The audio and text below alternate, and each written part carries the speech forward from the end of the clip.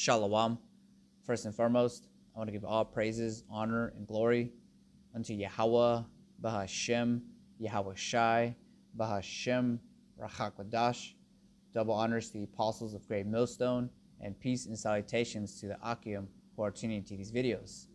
In this video is going to be another MOTB update.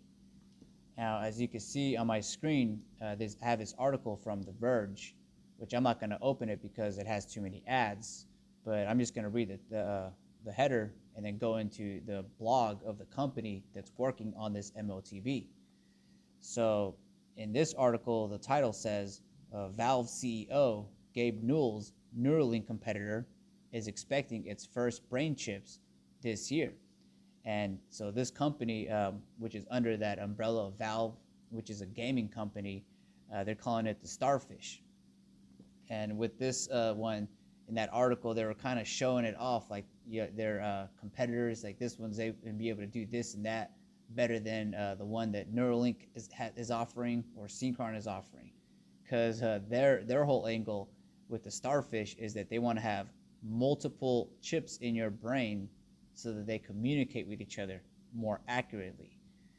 And like under the article, it says that the stealthy startup thinks multiple simultaneous smaller brain implants could be better than one. Now, in their blog, right here, Starfish, I'm just going to read this really quick. This says, ultra low power miniature electrophysiological electronics. At Starfish, we value collaboration and sharing. We're constantly evaluating how we can best contribute to the world, be it through our own efforts or by enabling others to innovate in meaningful ways. While we develop technologies initially for internal goals, we expect these technologies may also open doors in areas and ways we haven't imagined. We are therefore excited to share info about our upcoming chip to miniaturize ultra-low power electrophysiology and want to hear from you if and how this could be useful to you. And I'm not going to read this article because you pretty much get the gist. This is just another company doing the same thing that Esau Edom is going to do. He's going to implement this device. And if you read further on, just like all these other companies, they want volunteers so that they could go into their brains and probe it so they could fix their neural issues. They got like bipolar disorder. They're advertising that this device is going to be able to help that and mitigate those issues. Now, us in the know, as we're speaking about these things, making it evident and plain upon tables, we're going to sound the alarm, because this is part of prophecy. Esau Edom is going to come down with great wrath, and with that great wrath, he's going to come down with an edict. Is that, because I have it here in Revelation 13, but I'll just quote it, because he's going to cause all, both small and great, rich and poor, free and bond, to receive that charagma. And so with this article, they're showing that like left-hand blessings, that it's a good thing, that they're actually helping people. But really, all of this ties to buying and selling. Because on one part, he's advertising that it's going to cure your ailments. But then on the other spectrum, Esau Edom is doing away with the money. Very convenient, because that is going to go in tandem. That's going to be the way that you're going to buy and sell in this upcoming beast system that Esau Edom is trying to implement with the Internet of Things, so that you're able to just go into a store and buy things. It eliminates all the theft, all the little transactions here and there, supposedly to make your life easier and convenient.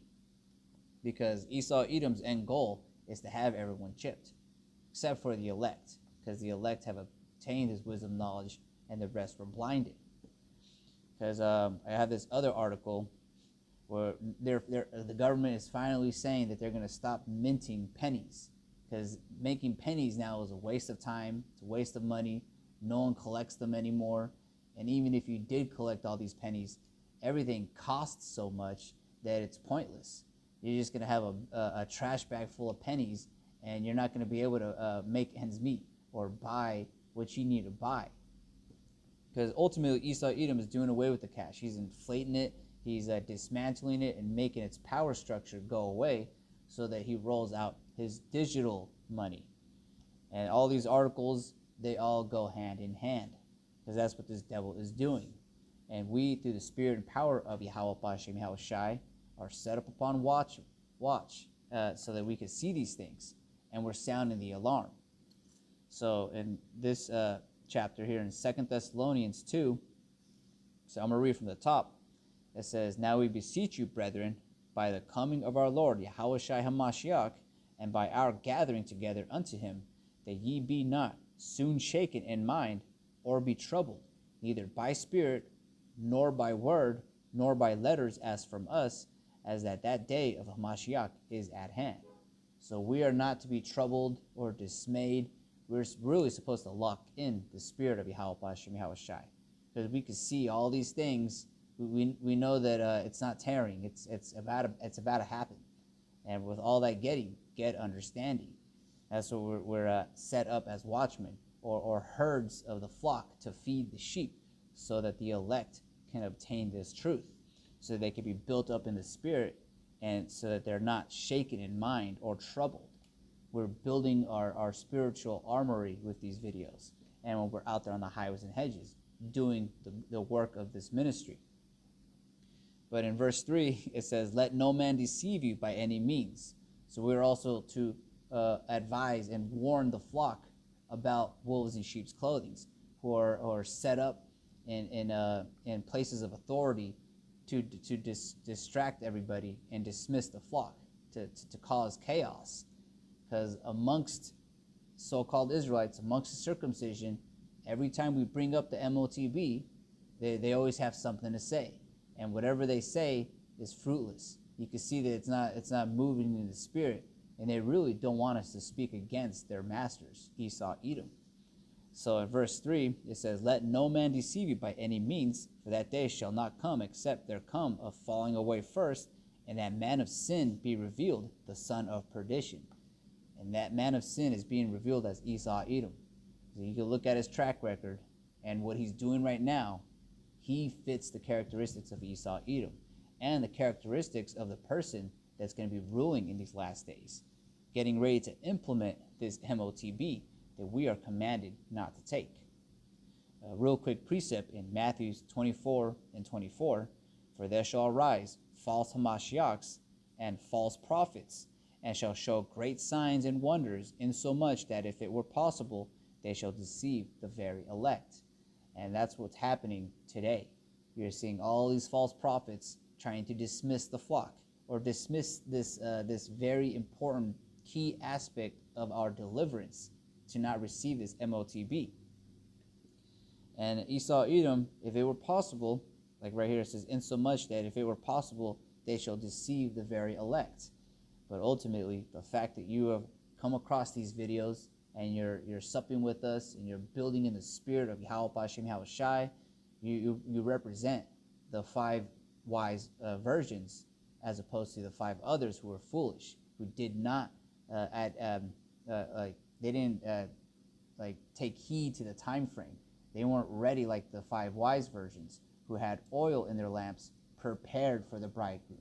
And that oil represents wisdom, knowledge, understanding, because that's what's going to keep us stable in these days. So we know not to take this MOTB. So if it were possible, he's going to deceive the very elect. But like I quoted the scripture before, the elect have obtained it, but the rest were blinded.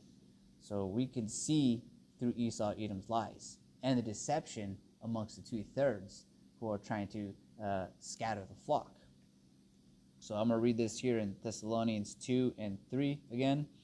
It says, "Let no man deceive you by any means, for that day shall not come, except there come a falling away first, and that man of sin be revealed, the son of perdition, who opposeth and exalts himself above all that is called the Most High, or that is worshipped, so that he, as the Most High, sitteth in the temple of the Most High, showing himself that he is the Most High." And Esau, Edom, is exalting himself as if he is the Most High. being able to do these things and push out these draconian measures and getting ready to do away with the money. And so we're going to have to read this here in Revelation 13. Let me get a precept before I read the main one, Revelation 13 and 16. So I'll start here at Revelation 13 and 11. And I beheld another beast coming up out of the earth, and he had 2 horns like a lamb, and he spake as a dragon. This represents how Esau Edom comes after you very smooth and humble and easygoing. But really, he's a dragon. His words are like butter, and they just spread wickedness, because that's basically what Esau Edom is trying to do, is to persuade us to bend the knee to the image of Baal. He's going to try to deceive us in a very deceptive way. And though he come humble and crouching, take good heed, because we're not going to pity you when you get bit by this snake. So he's going to come with these miracles on the left-hand side, saying that he's going to cure your bipolar disorder. That's the new one he's saying, with multiple chips, with the starfish device. And then on top of that, you're going to be able to order your DoorDash just by sitting down, and it's all going to be easy, smooth, streamlined transaction. You're not going to need to collect pennies out of your couch. It's all going to be on the Internet of Things. That's what Esau Edom is ultimately trying to establish. All right, so in verse 12 it says, and he exerciseth all the power of the first beast before him, and causeth the earth and them which dwell therein to worship the first beast, whose deadly wound was healed. This represents Esau Edom coming back in the vibration of Rome, because he is that revitalized version of Rome. And that last rulership before Esau Edom dismantles it all and establishes Yasharallah, the princes of Yahweh, Ba'ashem Yahushai, as the true rulers of this earth, pursuing to the visions that we're seeing in the book of Daniel. So we're going to jump down here, because we're going to emphasize why us who are moving in the Spirit, who have faith in Yahweh Ba'ashem Yahushai, of all these things, that we're not supposed to take this, because this is a commandment.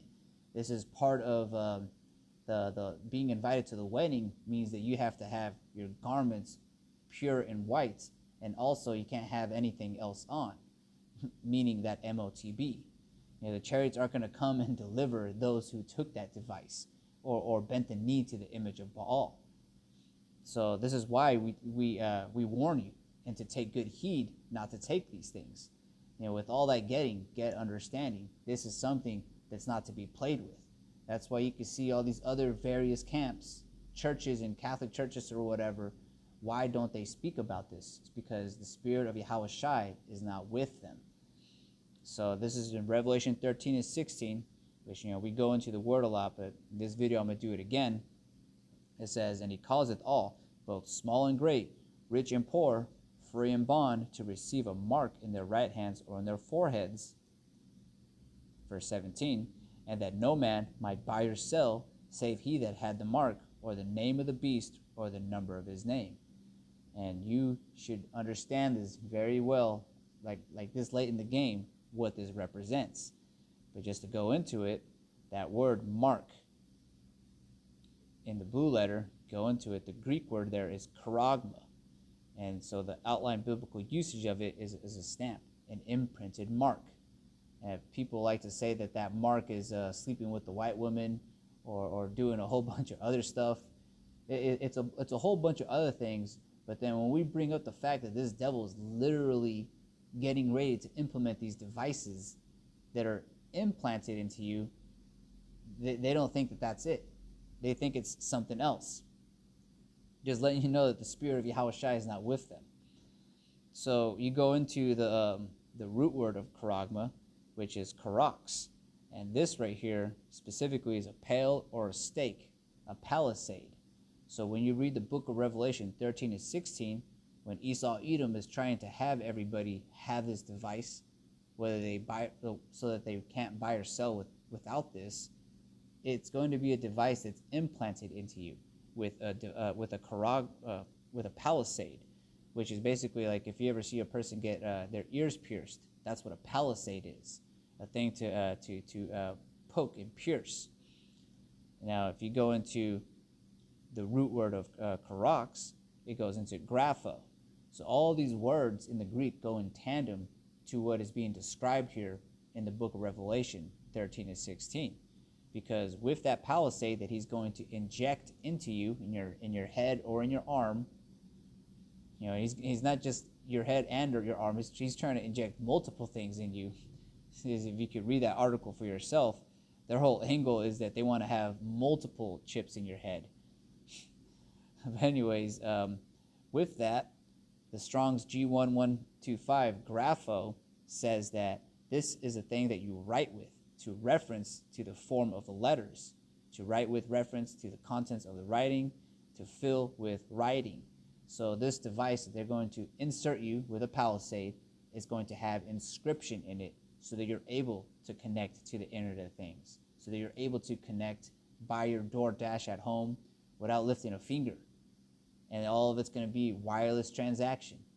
He's going to cause all, both small and great, rich and poor, free and bond, to receive this technology, this device. And if it were possible, he shall deceive the very elect. But the fact that we break these things down, we make these videos, and ultimately the baptism of this good news, the gospel of Yahweh B'Hashem Yahweh Shai, you should be comforted. So now we're not shaken in mind. We're more looking forward and hastening the return of Yahweh Shai, because we know that we need deliverance out of that, because we're not going to receive that. Whether they put us in prisons, whether they threaten us with death, ultimately we have the scriptures in our minds to back us up and keep us stable in those days. And so ultimately, we're not going to take that MOTB. And we advise that you don't either. But with all that getting, get understanding. We know that not everybody is going to receive this wisdom, knowledge, and understanding, because they are those who have their eyes blinded, and that they're going to walk that broad gate, the ones that Esau Edom is ultimately going to receive. But he's not going to receive the Lord's elect, because they have received this wisdom, knowledge, and understanding. They're not going to be plucked out of the Lord's hands. So with that, I want to give all praise, honor, and glory unto Yahweh, B'Hashem Yahweh Shai, B'Hashem Rachak Wadash, Shalom Akim.